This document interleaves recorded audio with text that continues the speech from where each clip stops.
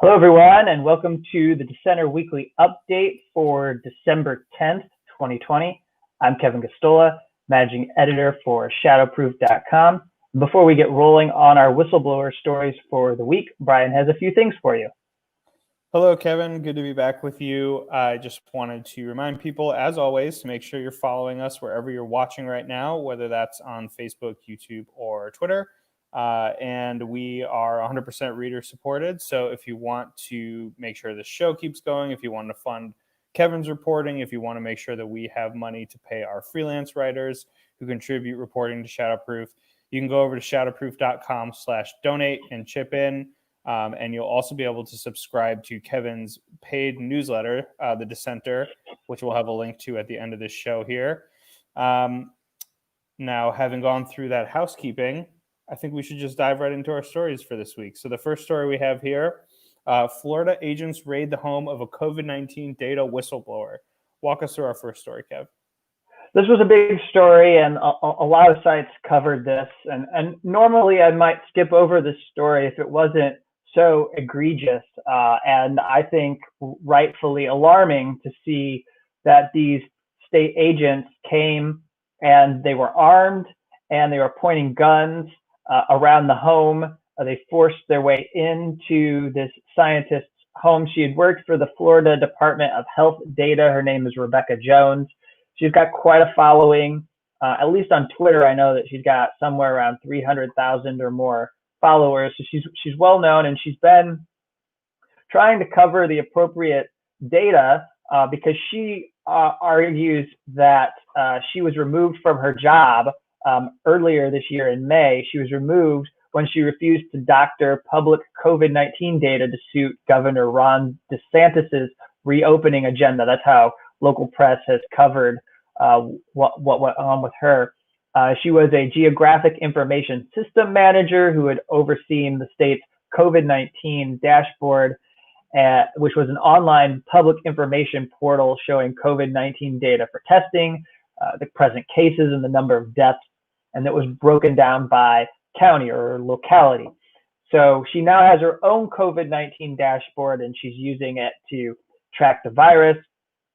And she was accused of insubordination and forced out of the Department of Health in Florida. And what they accuse her of doing is almost improbable. It doesn't seem like it's anything that she could have done, but also it doesn't even seem like a crime, which I think is another reason why we need to stand up for it. Stand up to this. It's so clear that what they're doing is coming after her because of the work she's been doing as a former state official in Florida, and it's embarrassing to the way in which Florida is handling the COVID-19 pandemic. And so she was accused of sending an unauthorized message from a state emergency management account on November 10th that was traced to an IP address associated with her. She denies being behind the message. Now, the message is something to the effect that people should speak up. It was something to the effect that they should not be afraid, and that if they want to say something, they should. So here's what it says. It says, time to speak up before another 17,000 people are dead. You know this is wrong. You don't have to be a part of this. Be a hero. Speak out before it's too late. And this was apparently something that went into an emergency communications channel.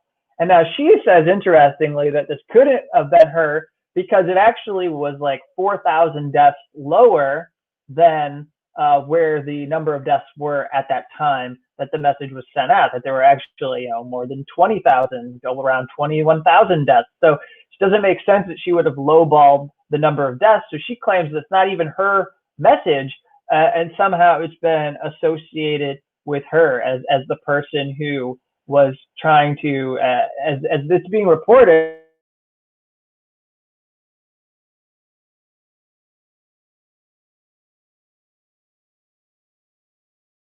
people to speak up and not be silent if they were seeing wrongdoing in the Florida state government. And to me, this just seems like not a crime. I mean, I don't, and it doesn't seem like if if she still had access to this account, she's not hacking into it.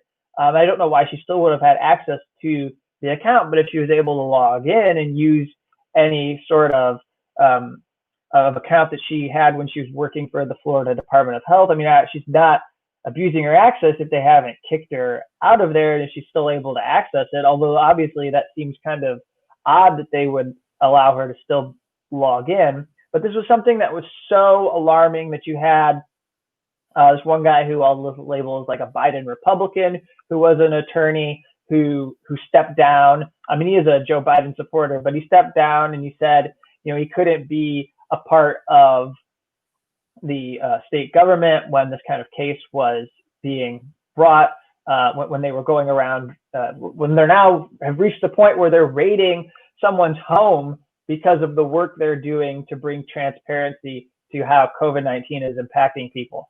So this was covered very widely in the mass media. It's an important whistleblower story, and we'll see what happens. Technically she's facing a criminal case. I don't know how far it's going to go, and I don't know if there's any substance to any of the allegations, but all the people who support her in her profession, there's a Geographers Association that defended her, found this to be really abominable, what happened to her. And yeah, they came in with guns. She captured it on a stream and shared video, and they had the weapons and they were pointing it around at her children. They had these guns, and they forced their way in. She wouldn't let them in. 20 minutes she held them outside, and then they forced their way in with a search warrant.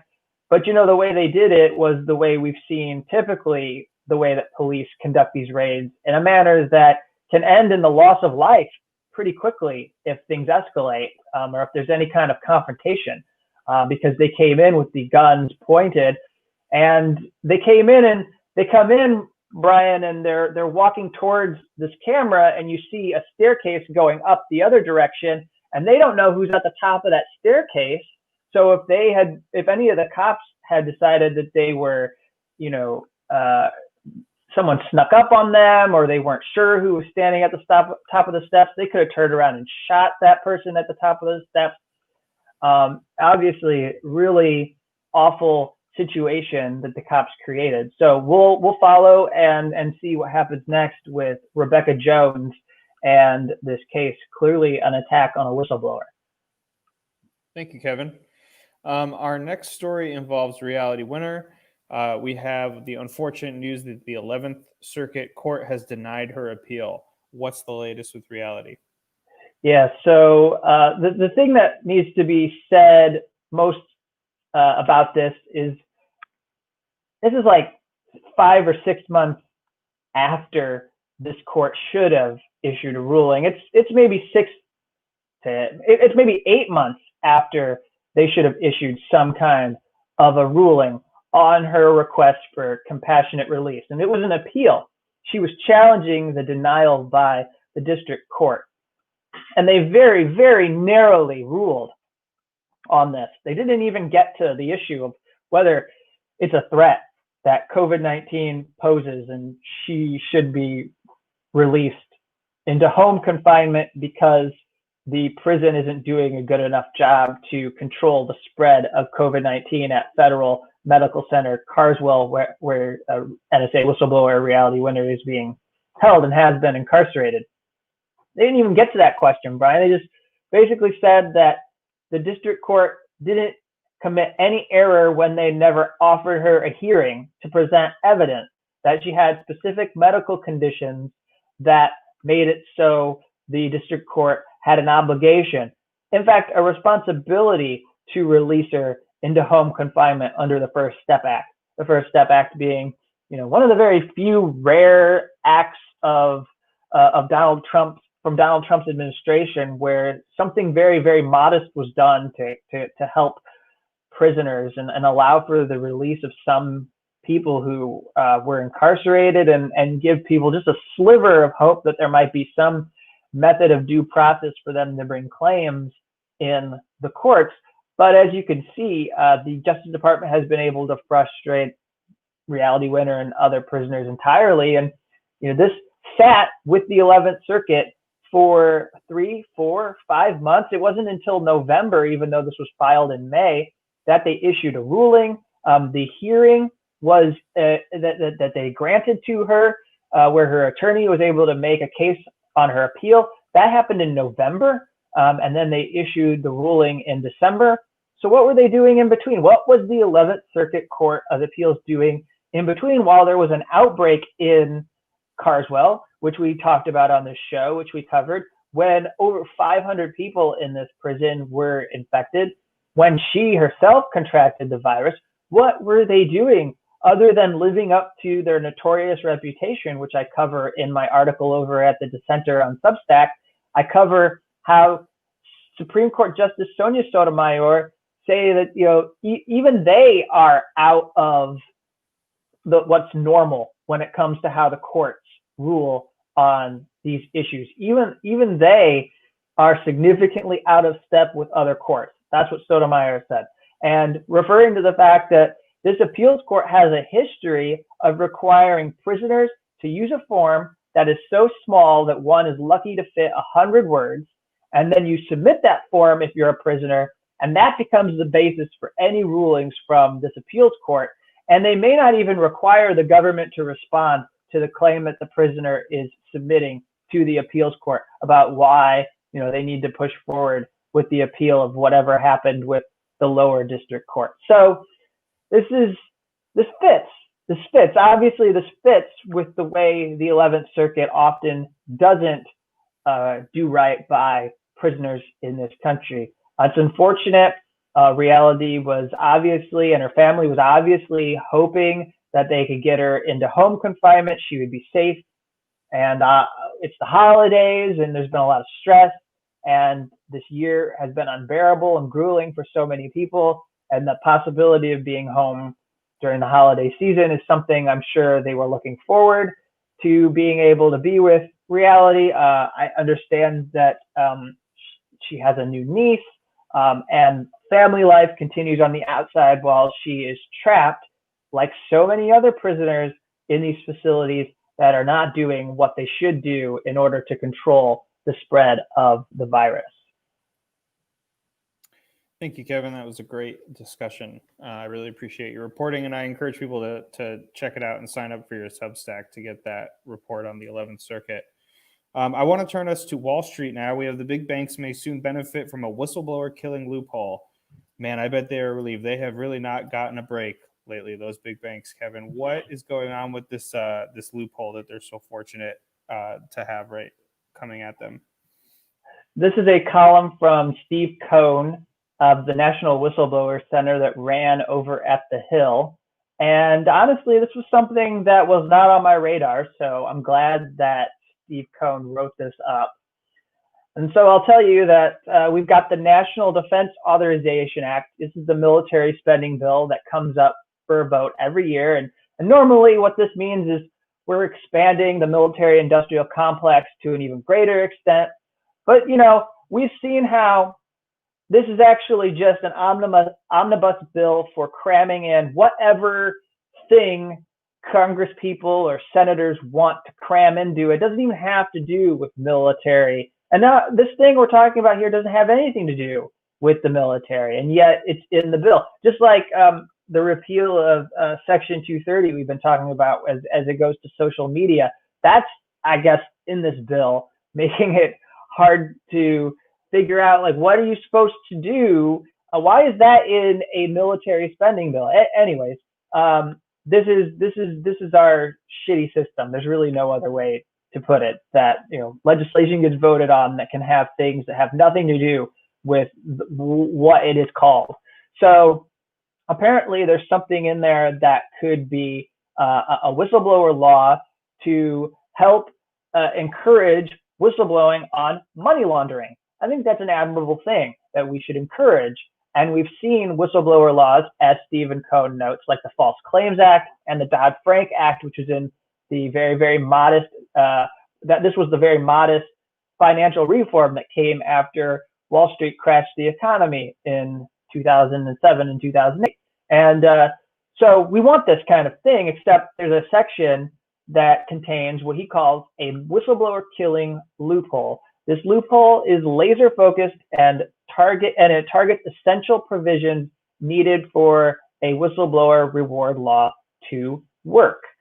So it undermines the ability of whistleblowers to basically reap the benefit of taking a risk and coming forward. The loophole, he writes, permits the Department of Treasury to deny a meaningful reward to any qualified whistleblower. The second loophole excludes from coverage under the law's anti-retaliation provisions employees at FDIC-insured institutions. These loopholes could result in the majority of potential whistleblowers being excluded from benefiting from the whistleblower law. As written, the law could sabotage itself. In the process, it will discredit other whistleblower programs and continue to erode Americans' faith in democratic institutions, which I'm sure is at an all-time low. And in fact, many of us just don't believe in them anymore, very rightfully. These two loopholes target the amount of an award to a whistleblower that the whistleblower can obtain, who can qualify as a whistleblower under these anti-retaliation provisions, and these two exceptions make the new money laundering whistleblower law radically distinct from the current Dodd-Frank Act rules. And obviously, these are being drawn up in a Republican-controlled Congress, Republican-controlled because, rather than the House throwing its weight around, it's Mitch McConnell's Senate that throws their weight around, and everything is about what can pass in a Mitch McConnell Senate, not worried about what's going to pass or what can pass in a Nancy Pelosi House, because she isn't going to play this kind of hardball. So that's how we're getting these kind of awful loopholes in whistleblower laws and in other things. And we're seeing this with the stimulus bill. And I'm glad that Steve Cohn highlighted this, because it would be a setback for whistleblower protections if these kinds of massive loopholes were in anything that was designed to encourage reporting from within government institutions on money laundering, or from other corporations or businesses. I mean, it simply would be counterproductive to have this there. If people would probably stay silent. Thank you, Kev. Our next story here, we have the Midwest Center for Investigative Reporting exposes how Monsanto forced weed killers on farmers. What do you have here? Yeah, so for this, it's not really a whistleblower story, but I wanted to bring in to the show some coverage of investigative journalism that effectively is whistleblowing, and the way that it's going about covering this, relying on some people who are going to be anonymous sources who take a risk. And it's also just topical. We saw that Joe Biden is appointing Tom Vilsack to return to the position of Agriculture Secretary. He's got a nickname, Mr. Monsanto. And that's because when he was there in the Obama administration and before and in between, he's continuously advocated for the interests of big agriculture companies, for biotech corporations like Monsanto. And this is a really important story. I encourage you all to go read it. It's over at the St. Louis Post-Dispatch. It's Buy It or Else, Inside Monsanto and BASF Moves to Force Dicamba on Farmers. It's about how they forced people in who have typically soybean farms. This is covered soybean farming, but they force neighbors. These farmers are forced to spray dicamba, which is a weed killer, and then what happens is it creates a cycle where it then leads to weed killer resistant weeds, or weeds that are able to stand this. And you have to continuously keep spraying this weed killer, but also then the food, you have to worry about the food being affected by this herbicide. So the herbicide, you need crops that are dicamba tolerant crops, right? And so then that creates a business for Monsanto where they can increase the prices of these seeds. Because if you're using this weed killer, then you have to pay additional money to get crops that can withstand that weed killer. And you force people to have to use your product. And this is what's happening to farming in Midwest America and other parts where crops are grown. And the reporting found some really staggering things. I'm just highlight a couple of the main details, and then you can go do your own further reading. For example, Monsanto and BASF released their products knowing that dicamba would cause widespread damage to soybean and cotton crops that weren't resistant to dicamba. They used, quote, protection from your neighbors, end quote, as a way to sell more of their products. In doing so, the companies ignored years of warnings from independent academics, specialty crop growers, and their own employees. Monsanto limited testing that could potentially delay or deny regulatory approval of dicamba. For years, Monsanto struggled to keep dicamba from drifting in its own tests. In regulatory tests submitted to the EPA, the company sprayed the product in locations and under weather conditions that did not mirror how farmers would actually spray it. Midway through the approval process, with the EPA paying close attention, the company decided to stop its researchers from conducting tests. Even after submitting the data that the EPA used to approve this weed killer in 2016, Monsanto scientists knew many questions remained. The company's own research showed that dicamba mixed with other herbicides was more likely to cause damage.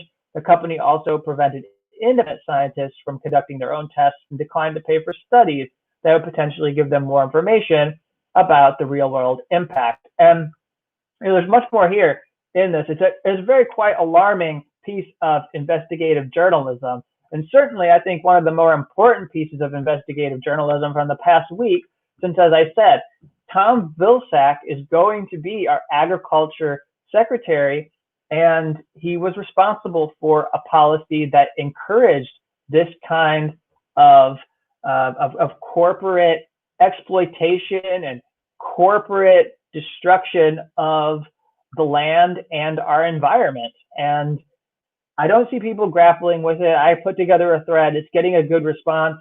People are, I think, I'm glad that there's a shock, a collective shock when people read this thread that this is the person who is going to be in charge of running the agriculture department.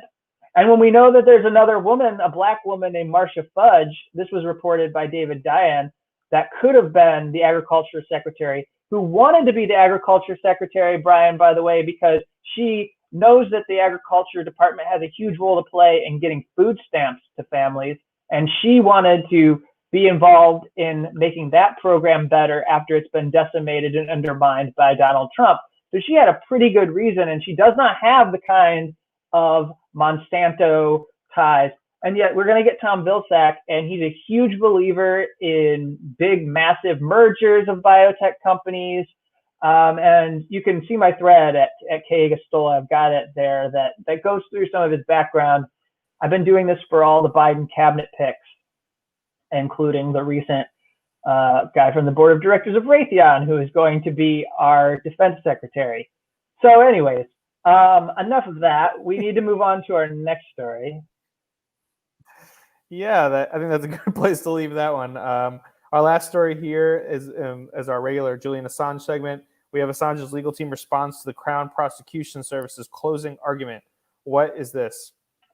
Yeah, so like last week, if you go watch that video, and we clipped it so people could share the section I did about the prosecution and what their closing arguments were. I picked out 5 bits that I thought deserved to be highlighted in addition to the story I've done. And next week, I hope to write a piece. If you're a subscriber of the Dissenter newsletter, you already got to read a piece about the way in which the prosecution has argued that it should not have to answer for U.S. torture or war crimes, or that evidence related to U.S. torture or war crimes should not be a factor that the judge considers when deciding whether Julian Assange committed a crime or not. Something alarming on its own. But these are some other tidbits that I think merit attention. And this comes from the defense reply. The defense is replying to the prosecution's closing argument. So it's like, if you remember how the trial went, or how any court argument goes, you typically would have, so the defense gives their argument and sets everything up. The prosecution steps forward and will be critical of whatever the prosecution or whatever the defense puts forward. And then after that, you get a chance for a redirect. And so you get to refocus the judge on the points that matter, and not just all the bullshit that the prosecution just put forward that distracts and doesn't really get to the meat of what's going on. And that's the way it often happens in trials. You know, you'll have the prosecutor and then the defense lawyer hedges, and then the prosecution comes back and says, but judge, this is what you really need to focus on. So here, this is the but judge, this is what you need to focus on. And she said, they say, against that background, they're talking about so a key argument for the defense is that Assange has been the victim of a politically motivated prosecution.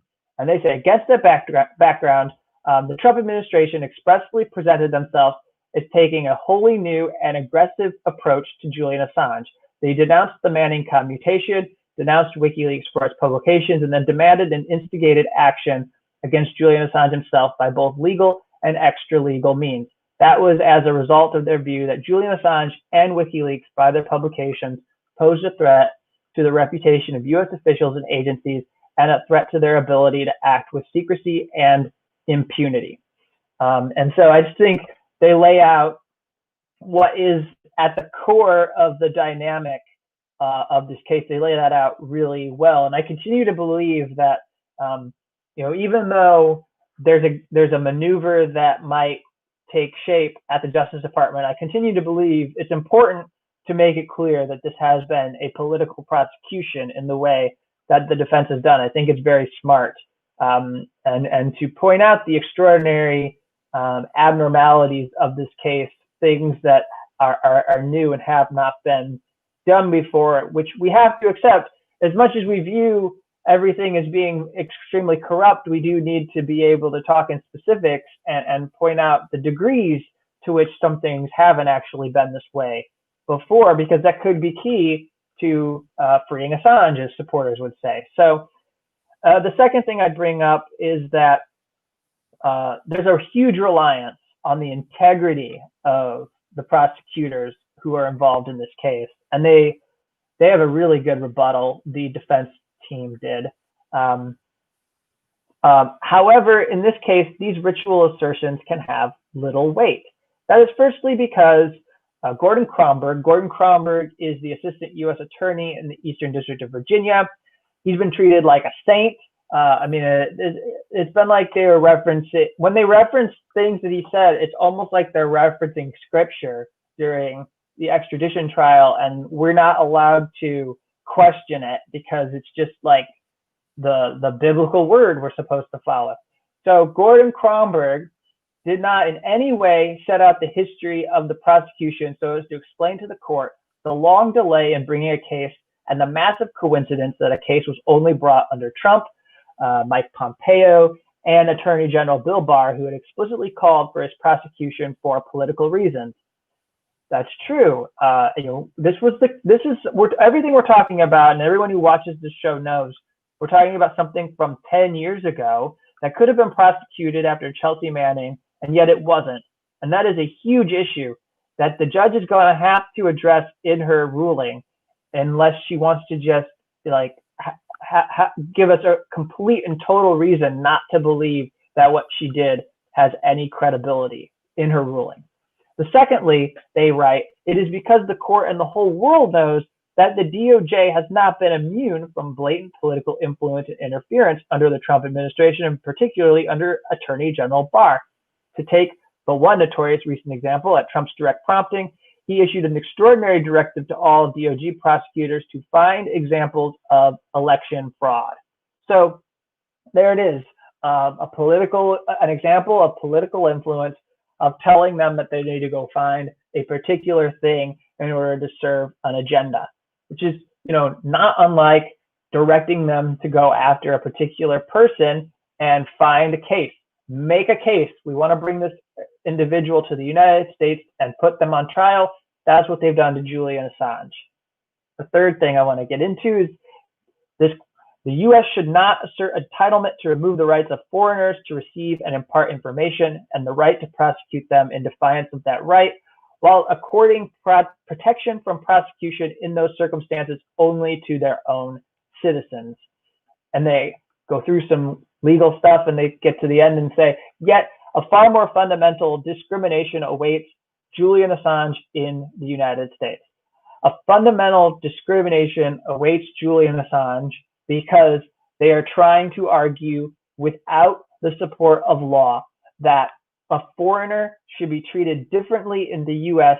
when they are put on trial and should not have First Amendment rights, should not have the U.S. Constitution. And they're supposed to be able to make these arguments by pointing to some kind of similar dynamic in UK law, and they can't. This section of the reply documents how foreigners come to the UK and are treated like they should be, where they are able to take advantage of the Human Rights Charter and able to take advantage of due process protections, the same sort of thing that would benefit Julian Assange if he was put on trial in the UK. And so this is another alarming aspect of the case that has to be considered by this judge, and everyone else should take it much more seriously. Finally, as far as it concerns the alleged solicitation or the encouragement or the complicity in Manning's whistleblowing is founded on the gloss, if it's gloss in quotes also, that this prosecution seeks to put on 2 centuries of U.S. history, namely that, quote, criminal, and that criminals in quotes, that activity has been committed daily in the U.S. by investigative journalists for decades and has inexplicably gone unprosecuted. And so there's the perhaps biggest issue with this entire case, is that what they are trying to put Julian Assange in a prison for in the United States is something that all investigative journalists have been doing for the last 200 plus years. And we know that it has typically been upheld and protected. Even when people have been threatened, the government has backed away. And obviously there's been some detrimental impact to journalists from being targeted. It's not to say that they haven't gone through their own financial stress. It's not to say that Julian Assange and WikiLeaks and everyone would be perfectly good and we should excuse what the Obama administration did because they didn't actually put together an indictment against Julian Assange and bring a case.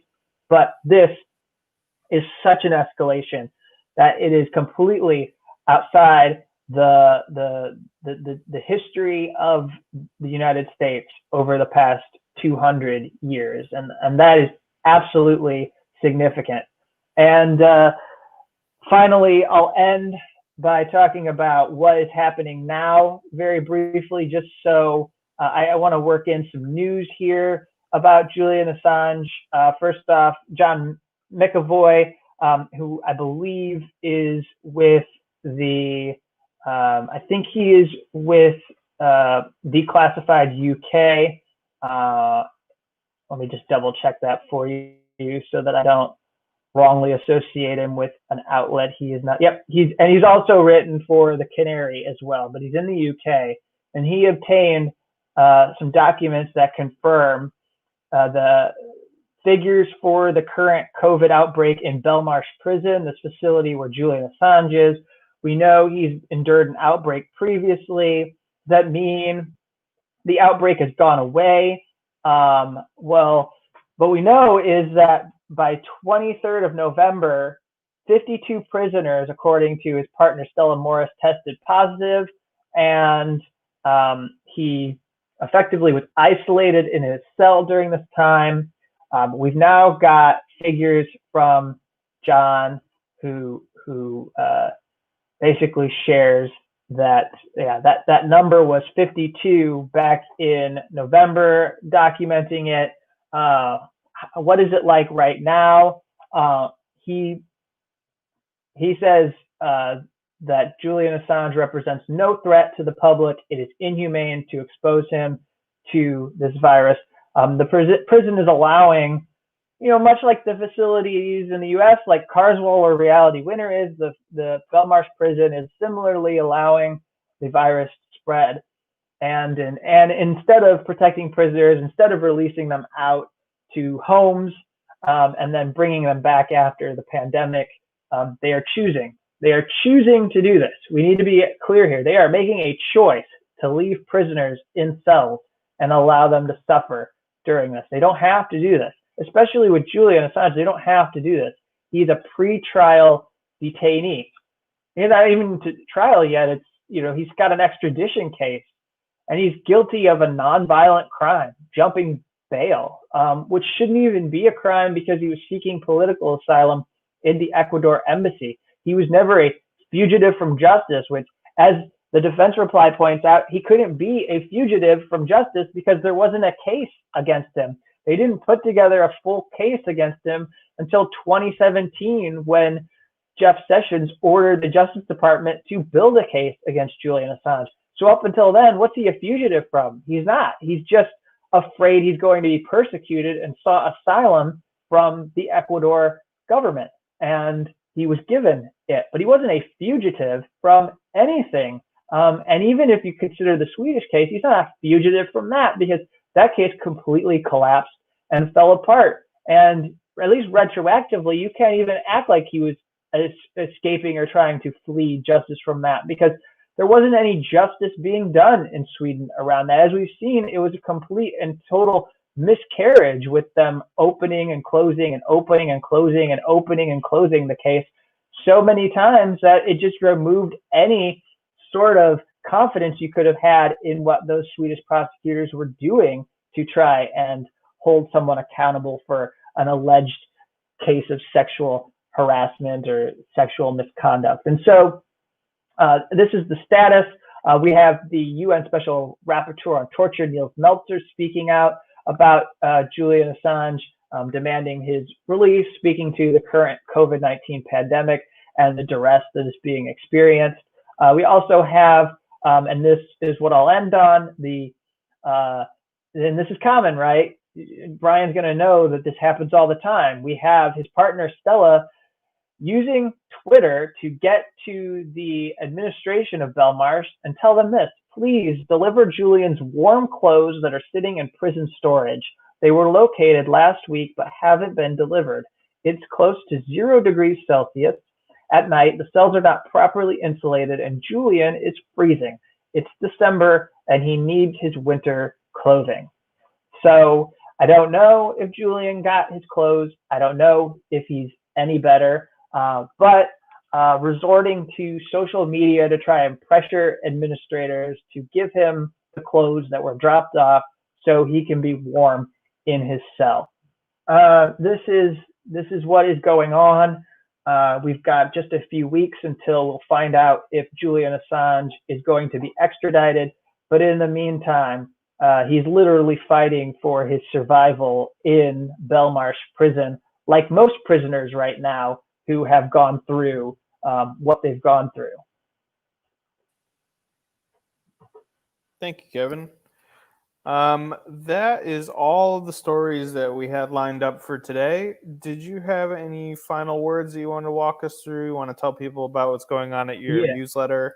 We won't take as much time as we did last week. I'll just say that some weeks we do this kind of overtime portion for people who want to stick around and watch the show and hear us chat a little bit about the state of media and some of the things that Shadowproof is up to. We don't have a separate Shadowproof update kind of a show, but it's nice to be able to talk to all of you. It's nice to be able to, it's Human Rights Day, so it's nice to be able to give Julian Assange's case the attention it deserves when he's been omitted, and you have these governments in Europe that act like they care about human rights when this high-profile case is unfolding. And there's certainly other cases in which we could drag out to show that they're not being genuine and they're just political opportunists. But we like this portion after we're done with the stories we had planned to just chat a little, get to see what some of the people who are watching are saying. Thank you all for your support. I see Martin is mentioning that there's a full-page advertisement in the UK Times to free Assange. I don't know if you're saying that someone should put an advertisement in this paper or if there is one today, but either way, that's a good way to impress upon people that something needs to be done for Assange. And certainly we're seeing an escalation in the discussion as the final weeks play out in Trump's administration to get a pardon.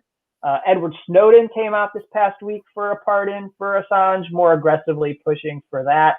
And also we had Alan Rusbridger, who's the former Guardian editor, credit where credit is due, has not been like David Lee and Luke Harding and has paid attention to the responsibility he has as someone in the news media and has condemned this case and been outspoken. And he's saying, well, this is how Snowden put it. He said, if you pardon one person, Donald Trump, please pardon Julian Assange.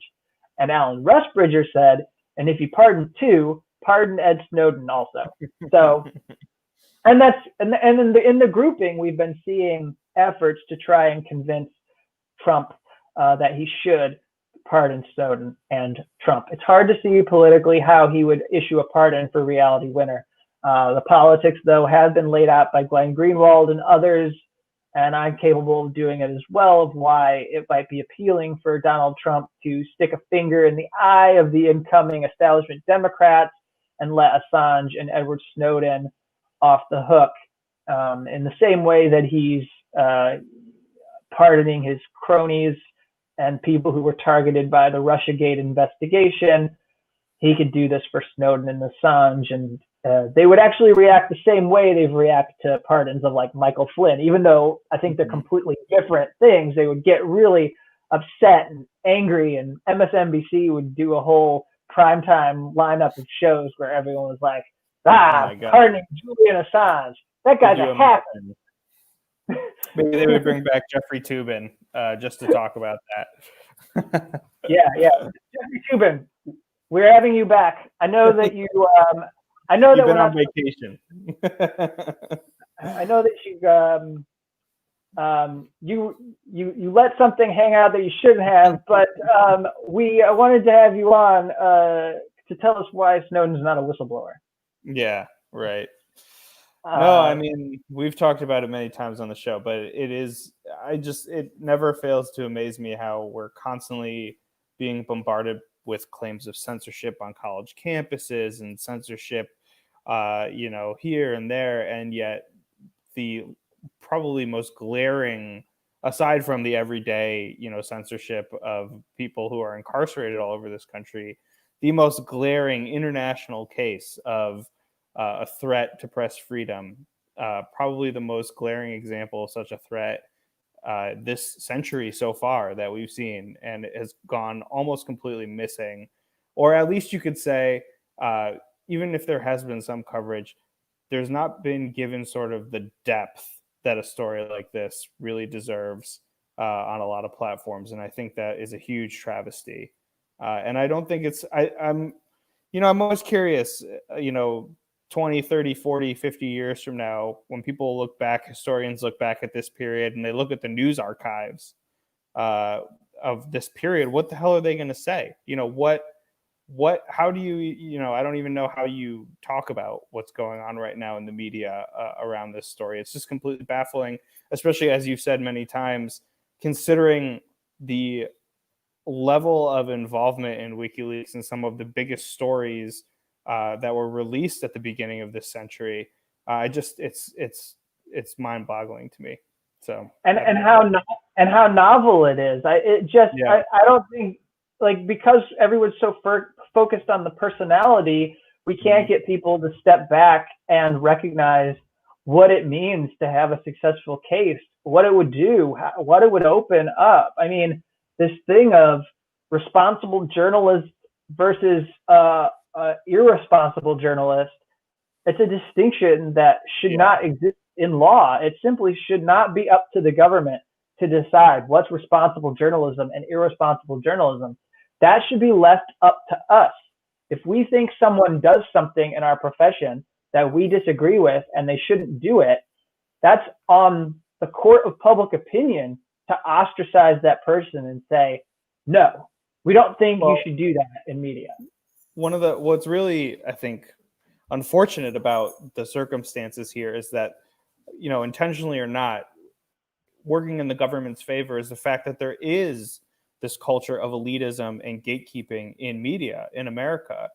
It works very well to the prosecution's benefit to have this culture around media, to have sort of these cloistered elites who get to, have the national stage, and they get to have the airwaves and decide who can come on and what narratives get to play and what don't.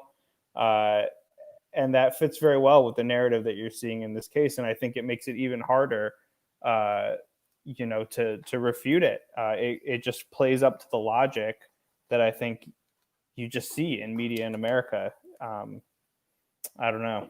It's very unfortunate. Yeah. As we end here, let me see if I can. I want to show people this advertisement. I think you can do it. I'm going to do it from my end, Brian. Okay. So this is what Martin was talking about. Did I do that right? Oh, nice. Yeah. Okay. I did that right. And so there it is. This is the advertisement that was run. And also, by the way, I'm just discovering today, Brian, that if I do this in Chrome, I have less of an issue than if I do this in Firefox. Oh, because it just allowed me to focus this on one particular tab that I have open. But anyways, while we're looking at this, and I don't expect anyone to be able to read the text, why don't I just read this out, and we'll go out with this defense media freedom message that we have here from some really good groups. I see Reporters Without Borders is on this at the bottom. Article 19 is a group in the UK or Europe that's focused on freedom of expression. I see the Index on Censorship. I think that's what this is. NUJ is the National Union of Journalists. I see the Courage Foundation. Of course, they've been particularly linked and associated with Assange's legal defense. And you've got English Pen, I see down here. Big Brother Watch. I see Blueprint for Free Speech. I'm not familiar. But then I see IFJ, which is the International Federation of Journalists, of which I believe Julian Assange is actually a card-carrying member and has registered is a part of this organization. So it's a good group of organizations on Human Rights Day putting together this message. So let's conclude with what they wrote in this advertisement. That's in the Times. This is a UK news publication. They write, the UK government has signed the Global Pledge on Media Freedom, proclaiming that a free press is a fundamental right we must protect around the world. It has promised to intervene when other governments abuse press freedom. Today, on Human Rights Day, that has an unintended irony. When a journalist or publisher is held in a high security prison because of their work, our government should intervene. When he faces a 175-year sentence for embarrassing a foreign power, our government should intervene. When a foreign state charges him under espionage laws, criminalizing journalistic activities, our government should intervene. Yet that publisher is in the UK. The man is Julian Assange. He's being prosecuted for exposing you. So I like what they did there, because you don't necessarily know who they're talking about, and they keep it abstract, and then they say, oh, that person is Julian Assange, and then that forces you to check some of your prejudices that you might have. I'm not saying that liberals in Europe and the US would, but it's worth a shot. So they get there and they say he is being prosecuted for exposing US rendition, unlawful killings, and the subversion of the judiciary. The prosecution of Julian Assange was a political decision taken by the Trump administration. Applying foreign secrecy laws to a UK-based publisher creates a dangerous legal precedent, allowing any journalist in Britain to be prosecuted and extradited. And in bold, At the end, they wrap it up with, our government must ensure the UK is a safe place for journalists and publishers to work. Whilst Julian Assange remains in prison facing extradition, it is not. So let me just get us back here. And yeah, I think that's a very solid message, very basic. Boils it down to some of the bullet points we've talked about on this show, but there's not a lot of additional fat, so to speak. It's a really lean and essential message about what is at stake and why it's important to Human Rights Day. And yeah, I think it's really good that those organizations were able to get that advertisement into the newspaper. Yeah, I'm really glad to see that. And I think that's a great place to end it. And I just want to remind folks to please go over here. Oop, where is it? There. Dissenter.substack.com. I had to figure out where the point is. You definitely want to sign up for Kevin's newsletter over there. Not only is it a good way to financially support our work and keep the website running and everything, but the reporting is tremendous. And it's stuff that you're not going to necessarily see on Shadowproof. So I highly recommend signing up there. You can also give to us at shadowproof.com/donate. You can hit that donation button in the super chat if you're over here on YouTube watching us.